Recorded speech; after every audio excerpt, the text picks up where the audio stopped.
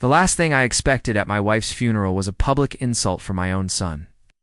As the mourners stood in silence, he accused me of being a failure, of never giving him enough. The words hit me harder than the grief of losing her, and in that moment, I realized everything I thought I knew about my family was a lie. Before we continue, please subscribe to the channel and let us know where you're watching from in the comments. I didn't expect it to be like this. The funeral. I mean, you always hear about it, but you never think it'll happen to you, never think you'll stand there, feeling the weight of grief pulling you down, only for someone you love to drive a knife into your chest at the worst possible moment. I barely even remember the ceremony, the mourners, the soft murmur of condolences. All I could hear was my own heartbeat in my ears, a constant drum of emptiness. My wife, the woman I had built my entire life around, was gone. It felt like the world had collapsed beneath my feet, and the silence that followed her passing was deafening. Then came the voice, "Dad, you were never there." I snapped out of my daze, my head whipping toward the sound. My son, standing in front of me, his eyes blazing with anger. My face, my own flesh and blood, was twisted with something I couldn't recognize. Pain? Resentment?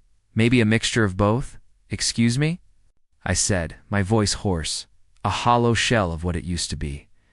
He didn't care that we were at her funeral, that we were surrounded by people who had loved her. Didn't care that I was barely holding it together. He stepped forward, his voice rising, cutting through the air like a blade. "You heard me. You never gave me enough. Not when Mom was alive, not after she died. You were always too busy with your damn work, always too focused on your own problems. Where the hell were you when I needed you, huh? Where were you?" My stomach twisted, my chest tightening.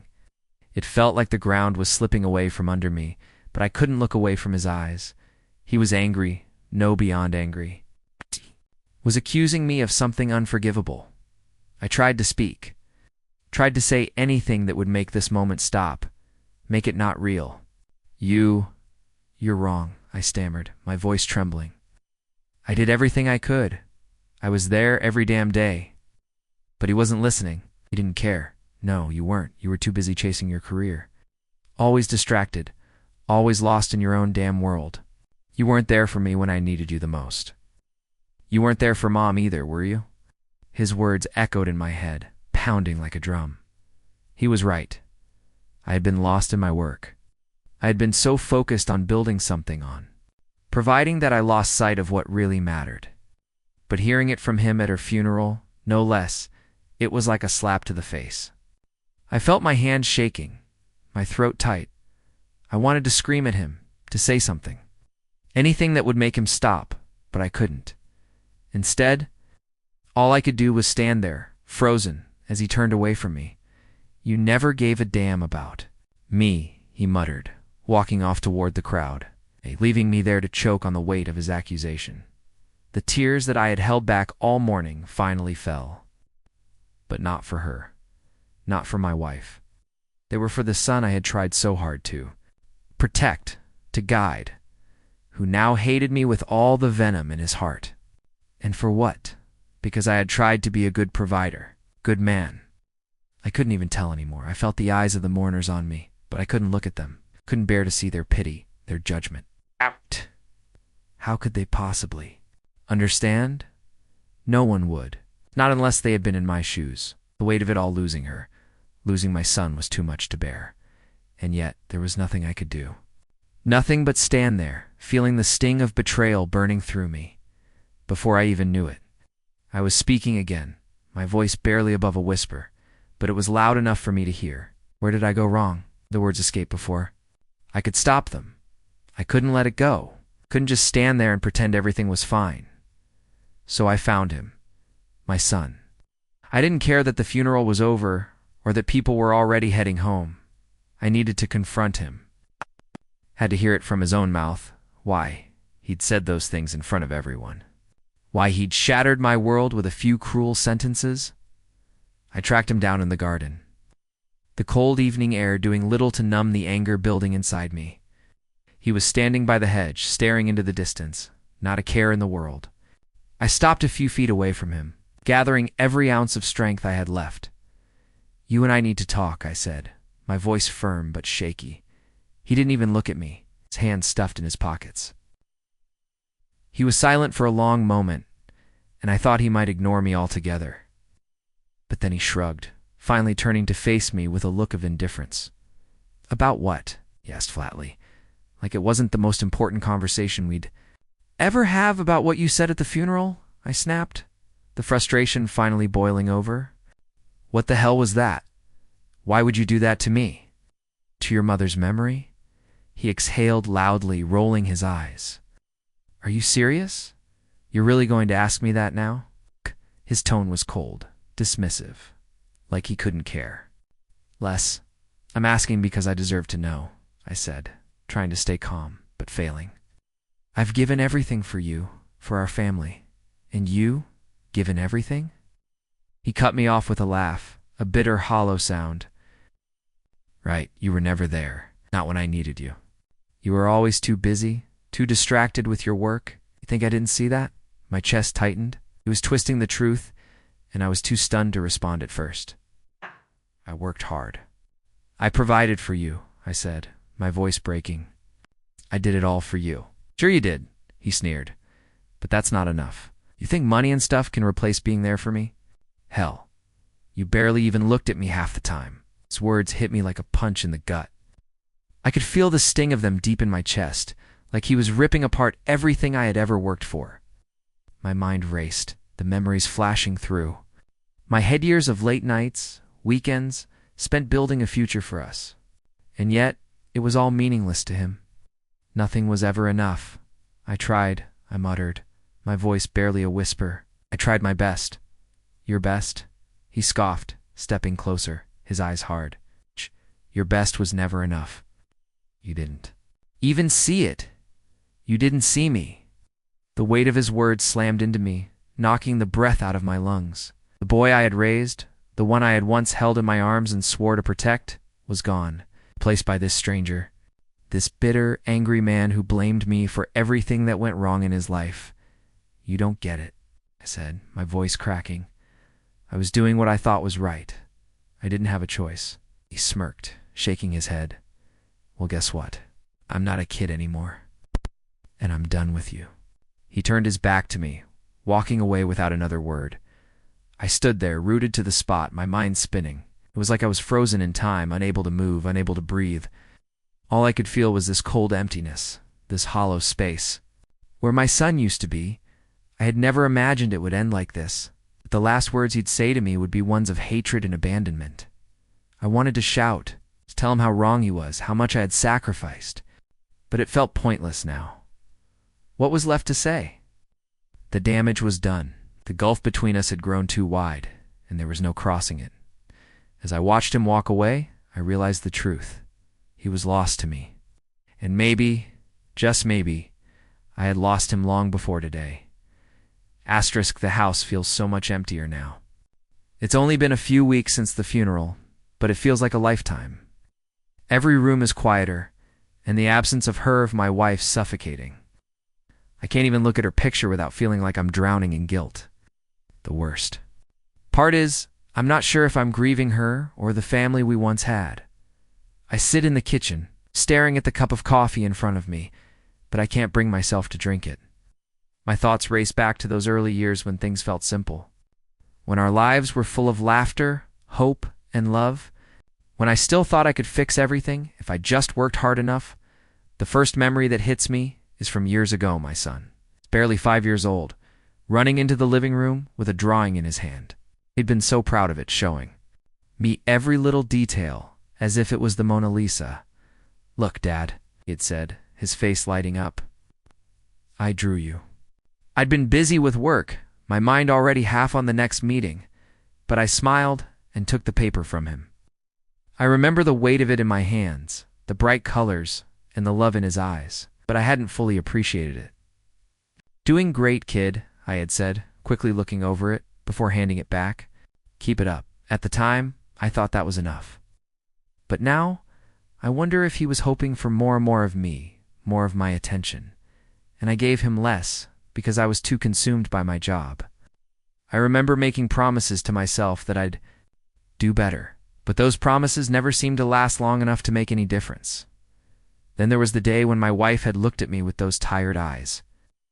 After another long day of me barely being home, I remember her voice, soft but firm. "You're not here?" she had said, her hand resting on the counter as she turned to face me. "You're here, but you're not really here." I had tried to brush it off, told her I was doing it for the family, that the sacrifices would pay off. But I know now that she had been right. She always was. I wonder if it was that conversation, or maybe the long weeks of me shutting myself in my office that started this slow unraveling. Or maybe it was when I stopped paying attention to the way my son's eyes started losing that youthful spark. The way he would retreat into his room more and more, choosing to be alone instead of with us. I never questioned it was too busy. When she fell ill, it was like everything hit me all at once. The late nights didn't seem so important anymore. The meetings didn't matter. I tried to be there, really tried, but it was too late. But my son had already started to pull away, long before her illness took over. I see that now, and the realization makes my chest tighten. Had I failed him? Had I failed my wife? I should have done more. I could have done more. Maybe if I'd been there instead of working, things would have been different. Maybe he wouldn't have grown so bitter. Maybe we wouldn't be standing here now, with nothing left but broken pieces of what was once a family. I try to breathe, try to focus, but the guilt doesn't go away. It's like a weight on my chest, making it hard to think clearly. As a father, I failed as a husband. I thought providing for them was enough, but it wasn't. It never was. My mind drifts back to the funeral, to my son's angry words. "You were never there." I close my eyes, fighting the anger that wells up inside me. I should be angry at him. I should be furious for what he said, for what he did. But I know deep down it's my fault too. I let it get to this point. I let the distance grow between us. Let him think I didn't care. How could I have been so blind? But it's too late to go back now. The damage is done. And now I'm left with nothing but the wreckage of a life I thought I could control. I have a choice to make. I could keep apologizing, keep trying to win him back, but something tells me it won't make a difference. Maybe what he needs isn't more apologies. Maybe what he needs is justice. I don't want to destroy him, but I don't want to keep carrying this weight anymore either. There's a line I've crossed, and I can't go back. But I'll make sure he understands. I'll make sure he knows the cost of his betrayal. The silence between my son and I stretched on for days after the funeral. It was like we were both trying to outlast the other, both waiting for the other to break the silence. But I knew he wouldn't come to me. After the way he'd spoken to me, after everything he'd thrown in my face, I wasn't sure I even wanted him too. For the first time in years, I found myself looking at him from a distance, watching him like I was an outsider. It was uncomfortable. I was used to being his father, guiding him, correcting him, but now I couldn't even recognize him. He wasn't the boy I had raised. He wasn't the young man I had hoped would carry on the family name. Instead, he was distant, detached, cold. I hadn't even realized how much time had passed since we last spoke. Days, maybe even a week. He hadn't called me, hadn't texted me, and I was too proud, or maybe too broken to reach out first. But my curiosity, the need to understand where we had gone wrong, pushed me to start looking at his life more closely. It wasn't easy, and it wasn't something I was proud of. But I couldn't shake the feeling that I needed to know what had happened to him. What had I missed? What had I done wrong? I started digging. It began with a simple check of his social media profiles. In the beginning, I just wanted to see if he had posted anything about his mother's death, any sign of remorse or grief. I wanted to believe that there was still some trace of the son I had once known. But all I found were cryptic posts, vague rants, and too many pictures of him partying with people I didn't recognize. There were no messages to me. No apology, not even a mention of his mother. Out. It felt like he had already moved on, like the whole thing didn't even matter to him. The more I looked, the more I found. I stumbled across text exchanges with some of his friends, discussions about money, gambling, and God knows what else. I saw a pattern. It wasn't just a spoiled kid. Rebelling against his father's authority? No, he was in trouble. Deep trouble. He'd racked up debt, taken out loans from questionable sources. And there were hints of his involvement in things I didn't even want to imagine. I felt a sharp, cold sting in my chest. How had I missed this? How had I failed to see the signs? Was this my fault? The thoughts tormented me, questions I couldn't answer. But I couldn't ignore the truth anymore. My son was falling apart. I remember the first time I noticed the changes in him. It wasn't until after his mother's death. I thought he was grieving in his own way, trying to cope with the loss like I was. But looking back now, I realize how much he'd started to change then. He'd become more withdrawn, more distant, less like the young man I knew, more like a stranger. And yet, I had convinced myself that it was just the mourning process. I wanted to tell myself that it wasn't my fault, that I had done everything I could. But the evidence kept piling up, and it painted a different picture. I had been too focused on my work, too focused on myself to notice. The realization hit me like a ton of bricks. I had been blind. I'd failed him. But the more I learned, the more I started to feel something else, something more dangerous hunger. It simmered beneath the guilt, bubbling up as I processed what I had uncovered. How could he do this? How could he let things get this far? At everything. I'd worked hard to give him the life I never had, to give him opportunities I never dreamed of. And this was how he repaid me. By squandering it all, wanted to lash out, to confront him again, to yell at him, to demand answers. Better now. Yelling wouldn't help. I wouldn't beg him to change. No, he wasn't the only one who had a choice in this. I had a choice too. My anger turned into something more focused, more controlled. Quiet determination started to take root inside me. He thought he could destroy everything: my relationship with him, my marriage, the respect I thought I had earned, but he hadn't. He hadn't destroyed me. He wasn't going to. I wasn't sure what I was going to do yet. I didn't have a plan, but I would find a way to make him understand. He needed to see the consequences of his actions. He needed to understand that there was a price to pay for everything. I wasn't going to let him walk away from this, walk away from me, without realizing that there was a cost. Maybe it was too late to fix things. Maybe the damage was irreparable.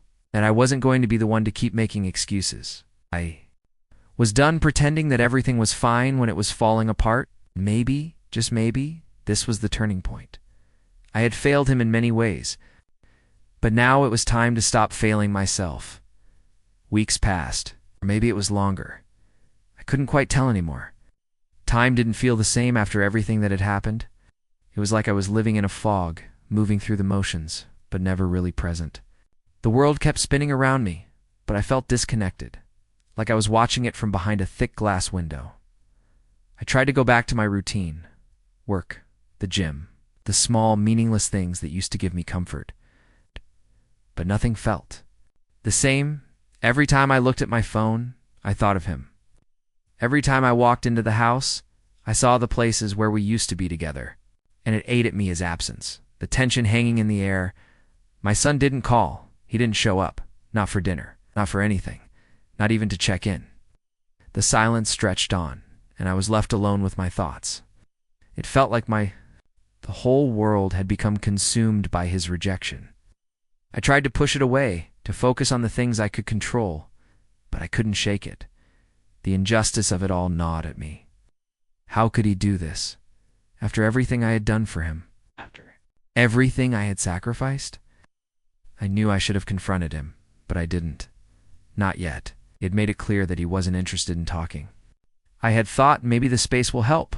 Maybe things will cool down, but deep down I knew I was lying to myself. Time wasn't going to fix this. Time wasn't going to make the hurt go away. It certainly wasn't going to fix the mess we had become. It wasn't until one evening when I received a call from his bank that the reality hit me. They told me about the missed payments, the bounced checks, the loans he hadn't paid off. At first I thought maybe there was some mistake, maybe it was someone else. But when I checked the account, I saw the mess for myself. Thousands of dollars in debt. Could barely breathe. It felt like a punch in the stomach. My son, my flesh. And blood was drowning, and I hadn't even seen it coming. I hadn't even known how bad it was. The life I thought he was living, a life filled with promise, hope, and the opportunities I had fought so hard to give him, was nothing but a facade. I slammed the phone down, my hands shaking. I tried to focus, to get a grip, but my mind was racing too fast. How had I missed this? How had I allowed him to spiral this far without even noticing? Had he been hiding it from me, or had I been too blind to self-absorbed to see it? I called. Him, of course. I didn't even think twice. But when the phone rang and went to voicemail, my frustration boiled over. I left a message. My voice was steady, but there was an edge to it. Call me. We need to talk. But he didn't call back. And that silence, that complete, stubborn silence, was like a slap across the face. It told me everything I needed to know. He wasn't interested. Didn't want my help. He didn't want anything from me.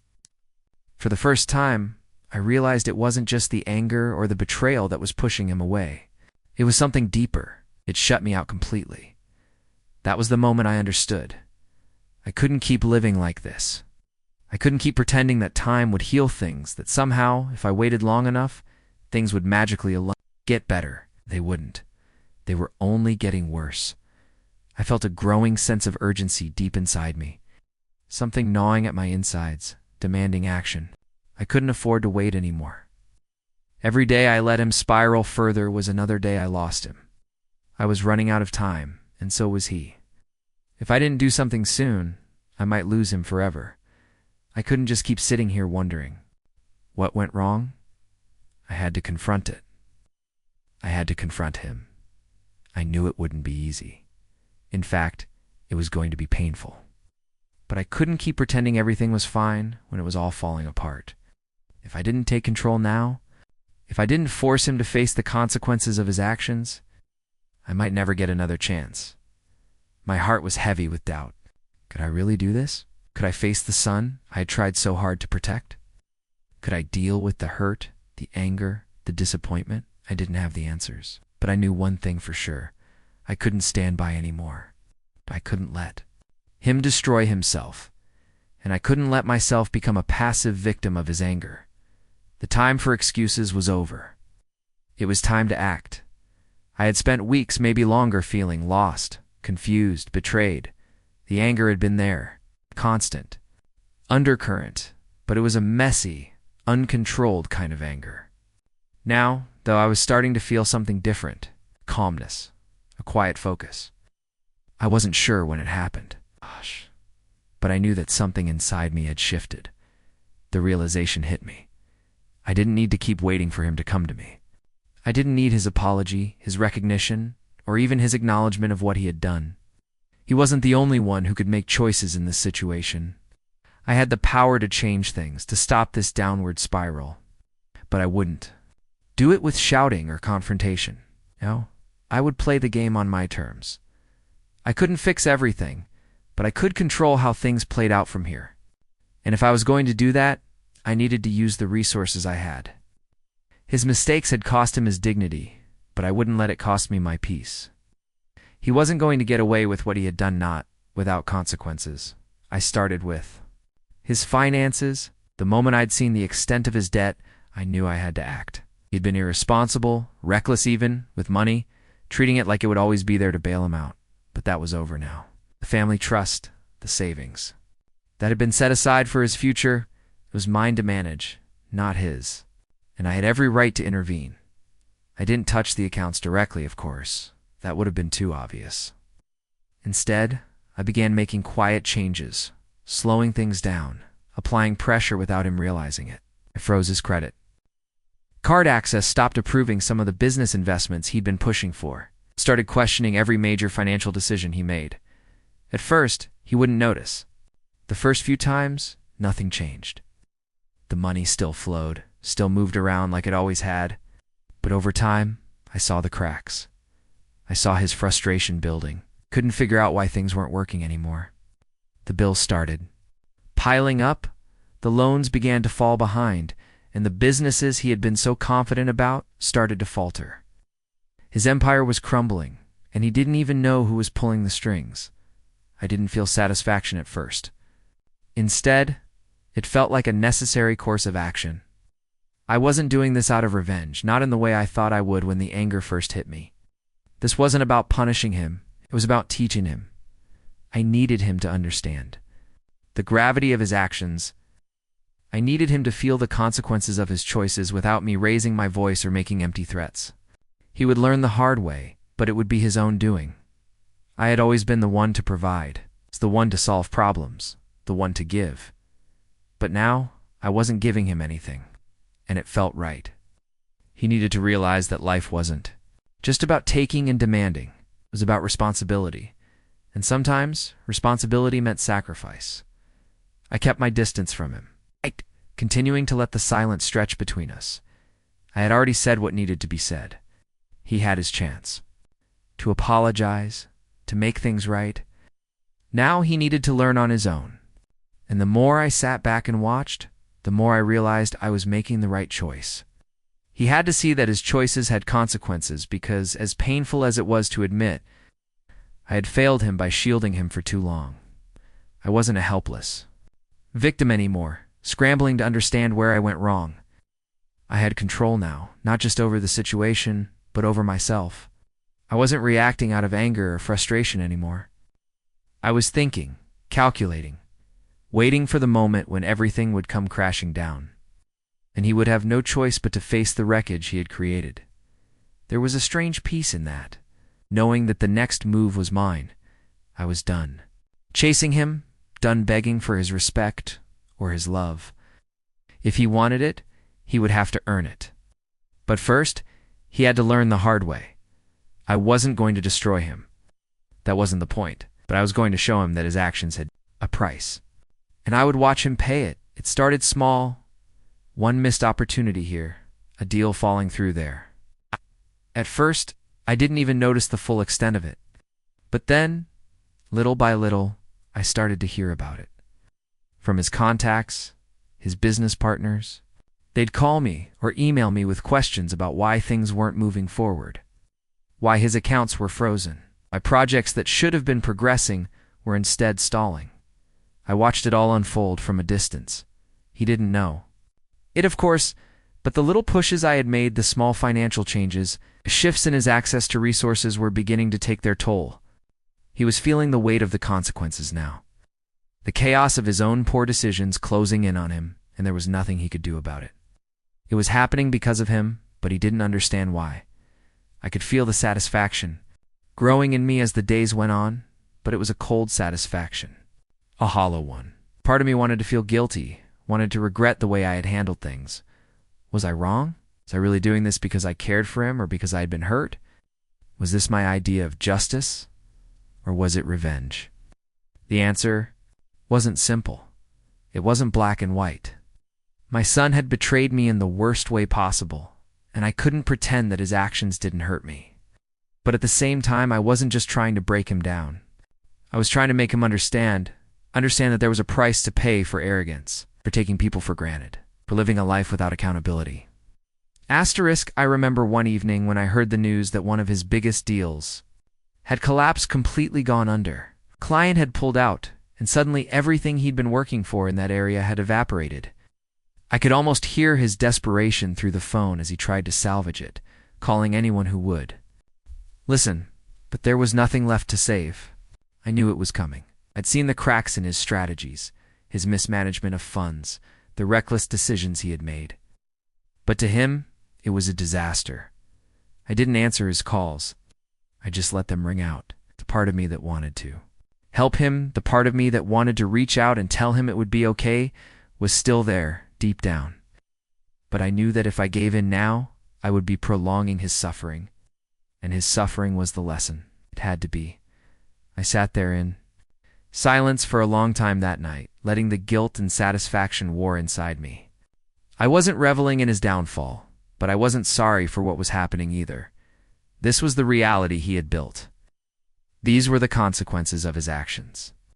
The lessons he needed to learn were being delivered on a platter, wrapped in the consequences of his own ambition. Still, I couldn't escape the thought that perhaps this was all my fault.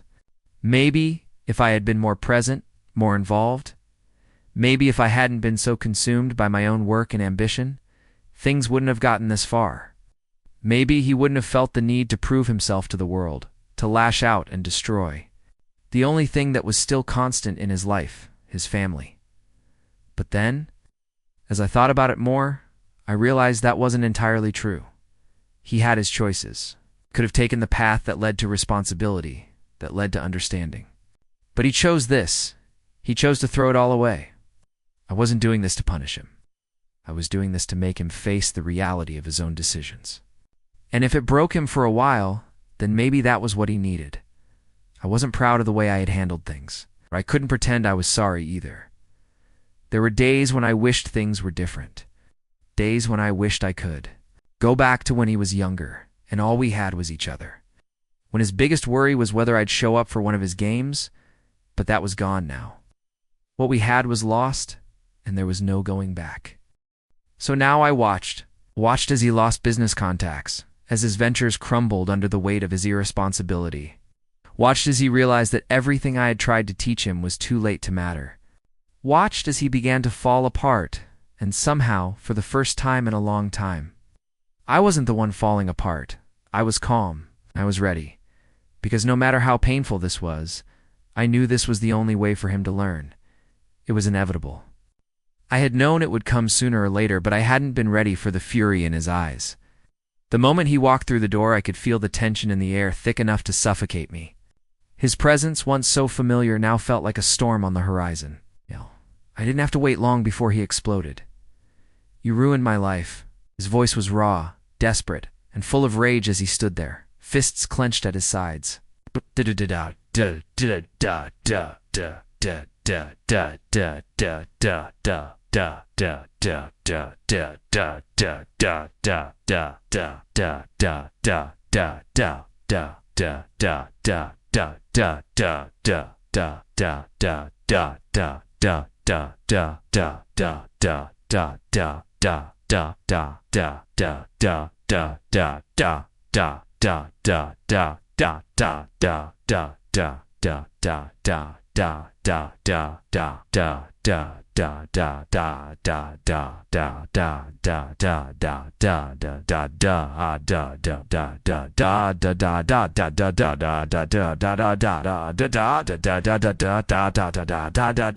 The hell did you do to me, huh?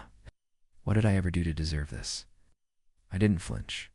I had learned to steel myself in these moments, to lock away the emotions that threatened to rise to the surface. But hearing him say those words ruined my life. It stung. Not because I felt guilty, but because I had spent so long trying to prevent this very moment, only to have it all crumble in front of me.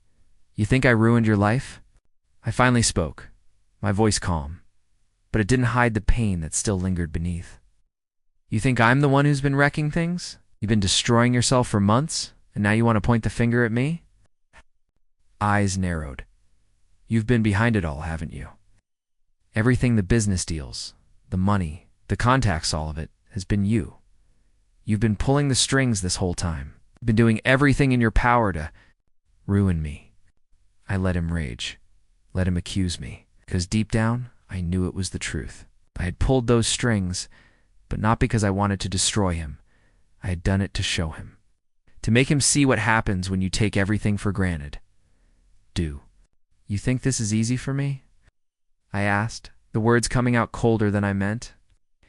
"Do you think I enjoyed watching you fall apart? You've been asking for this for months, for years. You didn't listen when I told you to slow down, to be careful. You never cared about the consequences of your actions until they caught up with you."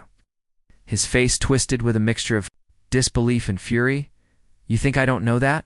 You think I wanted this? You've taken everything from me. My business, my friends, my future.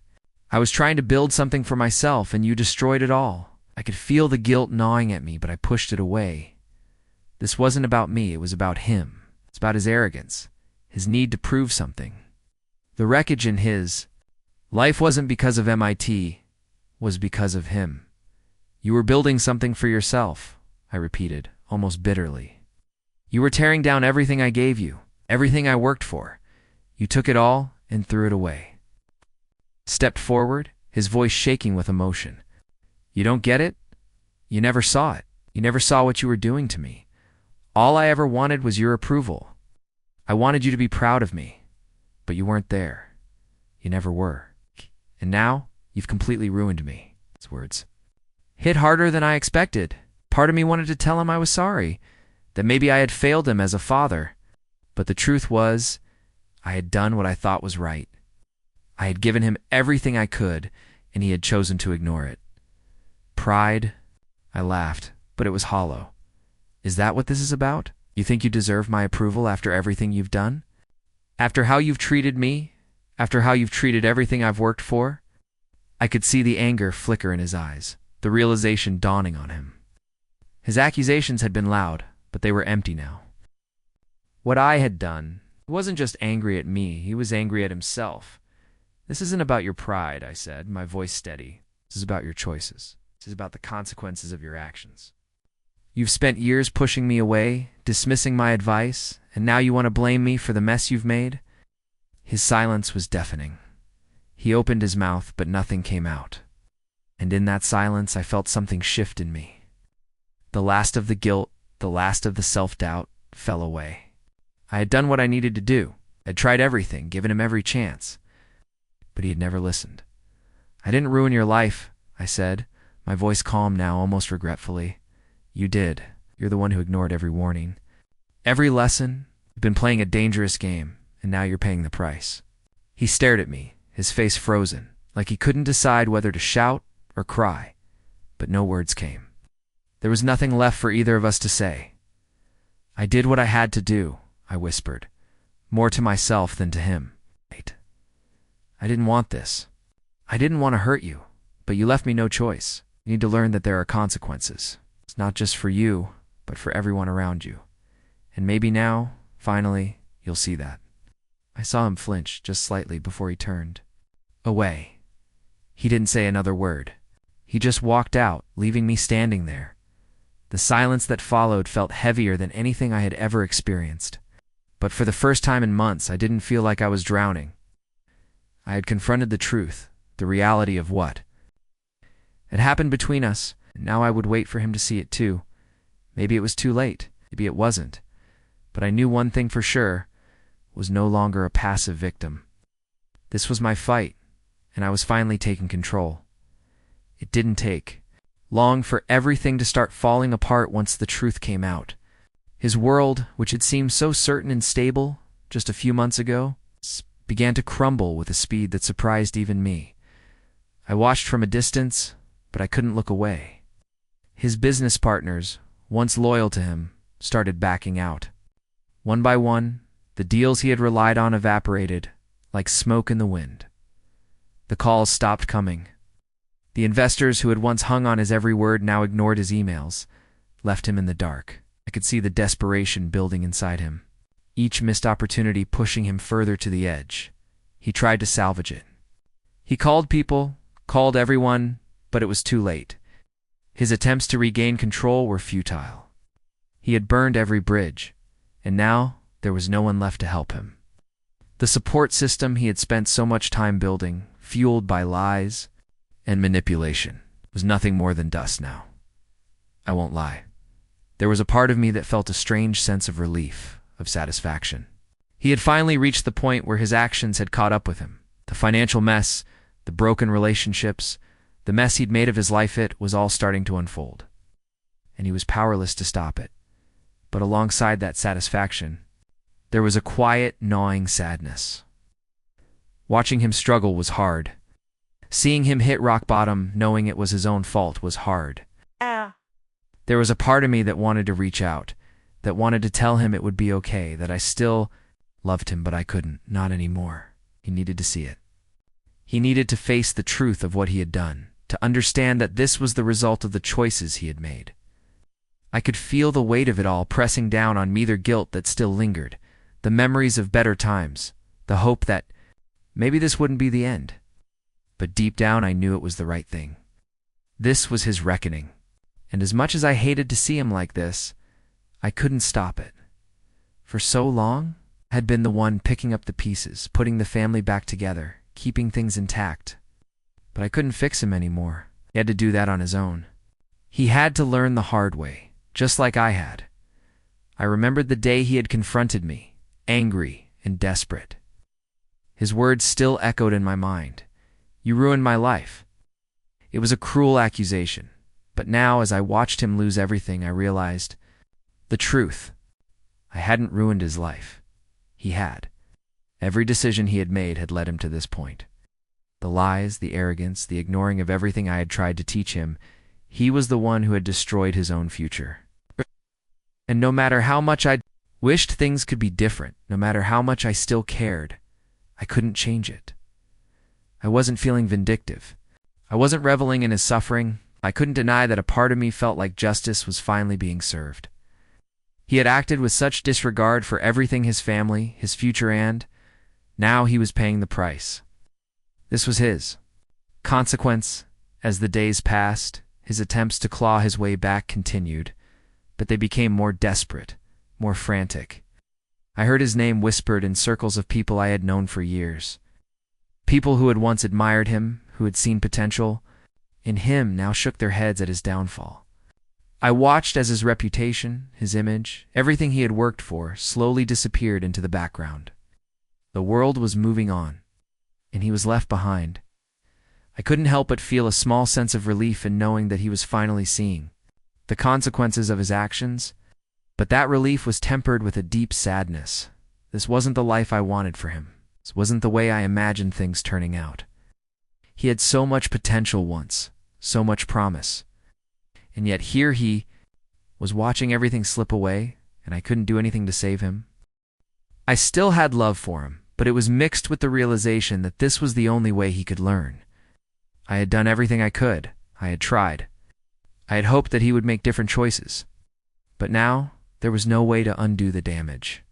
No way to take back the choices he had made. And so, I watched as he lost everything, the slow unraveling of a life that had once seemed so full of promise. There was relief in knowing that this was his responsibility to face. But there was also a part of me that mourned for what could have been, for what I had lost to. This was the price of ambition. His ambition. And as much as it hurt, it was the price he had to pay. I had been waiting for this moment, even if I didn't know it until now. The moment where I would finally have to decide, what now? What did I do next? Did I sever all ties with him completely, let him sink under the weight of his own choices? Or did I somehow try to salvage what was left of the relationship between us? The past few weeks had been a blur, a whirlwind of destruction and consequences.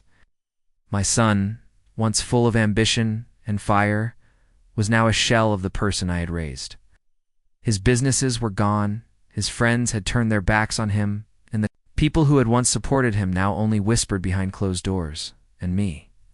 I had watched it all unfold from a distance, feeling the slow, painful shift in my heart as I realized the truth. Couldn't fix it, not anymore. Couldn't change what had already happened. But did that mean I had to give up on him completely?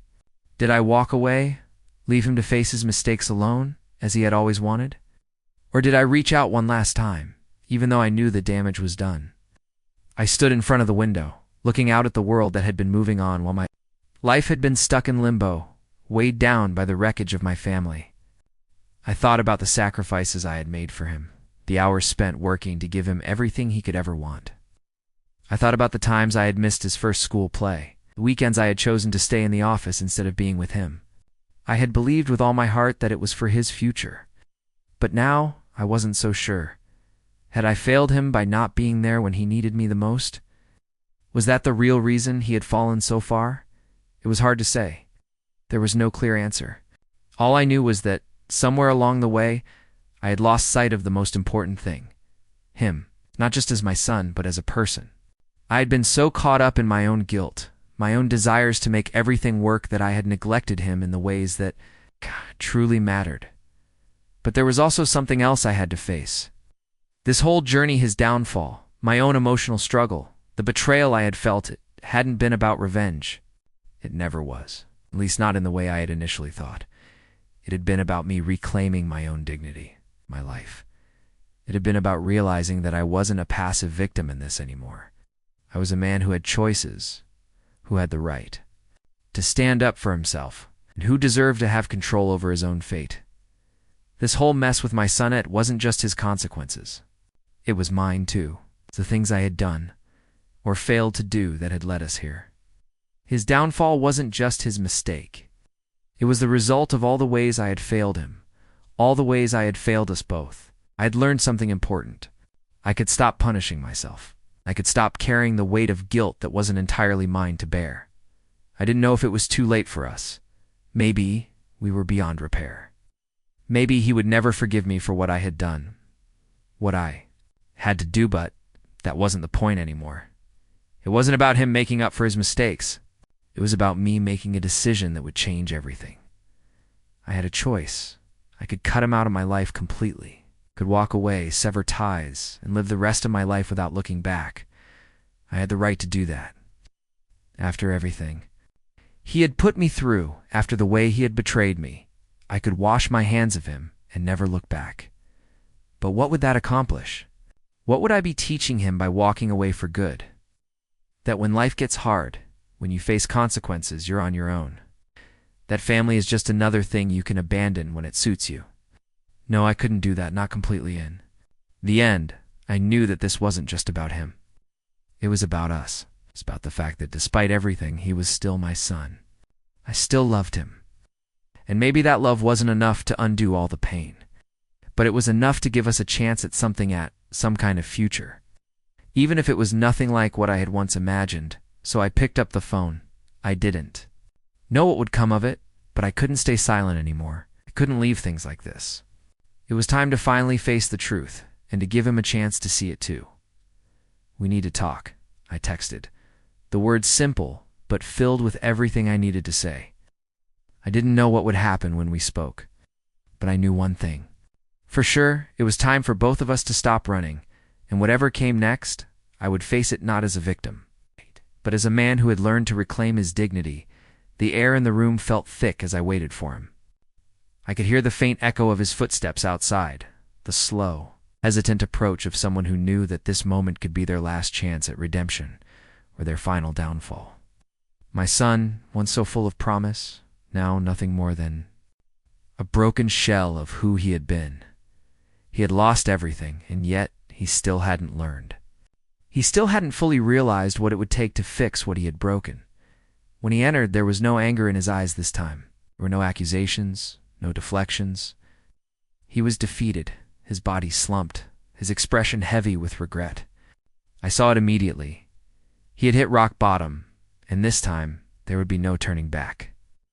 I knew this wasn't the same arrogant, entitled young man who had stormed through the door weeks ago. This was someone who had finally started to feel the weight of his actions, and now it was too late. I didn't speak at first. I didn't need to. The silence between us was a weight, and it was suffocating. His hands were shaking, his voice barely a whisper when he finally spoke. "Dad, I'm sorry, I never understood what I was doing. I didn't see it then." I held up my hand, stopping him mid-sentence. "Don't. Just don't." The words were sharp, cutting through the room like a knife. I wasn't going to let him say all the things he thought would make it right. I wasn't going to listen to the empty apologies that wouldn't change anything. The time for apologies was over. He flinched, but I couldn't bring myself to feel sorry for him. Not now.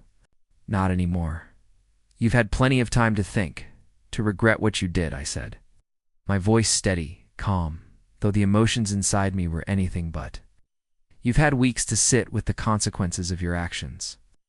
And now you come to me, asking for forgiveness?" "I don't expect you to forgive me," he said quickly, his voice raw. "I know I can't make it right. I don't even know if I deserve to be in your life after what I've done. But I've lost everything, and I don't know how to fix it." I looked at him, really looked at him. The young man who had once been my son, full of life and potential, was now staring at the floor, broken, lost. Was right about one thing. He couldn't fix it. Not this time. "You're right," I said, the words coming out colder than I expected. "Yes. You can't fix it, and you don't get to undo the damage. All of this, everything you've lost, everything that's crumbled is the result of the choices you made." He looked up at me, his eyes brimming with tears. "I know, Dad. I know. I messed everything up. I didn't realize how much it all meant until it was gone. I didn't understand what I had until it was too late. I nodded, but I didn't feel sympathy. I felt something else, a sense of finality, a realization that the man standing before me, no matter how much he regretted his actions, was someone I couldn't save. I had tried, God knows I had tried, but he had never been willing to listen. Now he was paying the price. And so was I. You didn't listen when I tried to warn you, I said quietly, my voice shaking slightly with the weight of the truth. You didn't care when I tried to show you the consequences of your choices. You thought you could play the game on your terms? Well, now you're learning the hard way. I opened his mouth to speak, but I cut him off again, my tone sharper now. No, you don't get to turn this around with a few words. You don't get to make it all better with apologies and regret, because you had your chance and you wasted it. The silence stretched between us again, thick and uncomfortable. This was it. This was the reckoning I had been waiting for, the moment I knew I had to face. I had spent so long holding on to hope that things would get better, that my son would come around, but this wasn't about him anymore. It was about me. I'm done, I said, the finality in my words echoing in the room. I'm done trying to save you. You have to save yourself now. And I won't be here to pick up the pieces for you. Not anymore. I saw him swallow hard, his face twisting in agony. Please, Dad, I know. I interrupted, my voice unwavering. This is over. You've made your choices, and you have to live with them. The weight of my words sank in. His head dropped, and for the first time, I saw the full depth of his failure. It wasn't just about the money or the debt, businesses, or the relationships he had ruined. It was about the years he had spent avoiding responsibility. It was about everything he had taken for granted. And as much as it hurt, as much as a part of me wanted to take him in my arms and tell him that everything would be okay, I knew it couldn't be. Not this time. You're on your own now, I said, my voice softer this time, but no less resolute. And maybe someday, when you've learned the real cost of all this, we can try again. But not now. Not today. I turned away, not because I didn't care, but because I had finally accepted the truth. I couldn't fix this. Not for him, not for me. This was the end. He didn't say another word as he left, and I didn't watch him go. I didn't need to. This was our final goodbye. And for the first time, I felt a strange sense of peace. I had done everything I could, and now it was time to let go. The silence that followed the final confrontation felt almost peaceful. It's strange, isn't it? How something that had once felt so consuming, so urgent, could suddenly feel so calm. The storm between my son and me had passed, and now there was nothing left but the quiet aftermath. It wasn't a victory that anyone would celebrate. No one was throwing confetti, no loud cheers echoing through the streets. But for the first time in a long time, I felt a peace settle over me. A quiet satisfaction that came not from winning, but from surviving. From reclaiming what I had lost myself, I spent a lot of nights reflecting on everything that had happened. The guilt, the anger, the confusion, all of it had clouded my judgment at some point. I had been consumed by his betrayal, by my desire to make things right, to fix what was broken. But in the end, I realized it wasn't my job to fix him. It was never my responsibility. He had to learn on his own, and I had to learn to let go. I think that was the hardest part of this journey, the letting go. It was about me too. I had to let go of the idealized version of the family I had always wanted, the one where we were all together, happy, strong. I had to let go of the father I thought I would be, and accept the reality of the man I had become. And in doing so, I had to learn how to live with myself again. I stood at the kitchen window one evening, staring out at the world beyond. The house was quiet, the air still, the weight of the past slowly fading. So my son was gone, his departure. Like a wound I had no choice but to accept. I couldn't change it. But what I had found, in the silence of his absence, was something I had been desperately searching for, the man I used to be. The man I had lost somewhere along the way. I had, Spent so many years feeling like I was drowning in guilt, in doubt, in the consequences of his actions. But I didn't drown. I survived. I had learned to stand on my own, to find peace in the choices I had made, even if they hadn't been easy, even if they had cost me everything I thought I wanted, and now I could see clearly, I had not just survived the betrayal, I had risen above it. I was no longer defined by it. My life wasn't a series of mistakes I needed to make up for. I was free from that weight. Free to move forward. The quiet victory was in knowing that I had taken control of my life, knowing that no matter what happened with my son, I had found a way to heal. It wasn't a perfect healing. It didn't erase the pain, but it had given me the strength to move forward, to stop being a victim of my own story. There were still days when I thought about him, still moments when I wished I could go back and fix everything. But those thoughts didn't consume me anymore. They didn't control me. I had taken my power back, and for the first time I was living my life for myself. I was no longer bound by the past. It was a bittersweet peace, but it was mine. The world outside my window hadn't changed. The people around me hadn't changed. But I had, and that was enough. For the first time, I wasn't looking back. I was looking forward toward a future that was my own, free from the chains of betrayal. As I stepped away from the window, I felt the weight of the past finally lift from my shoulders. There was still pain, still loss, but there was also freedom.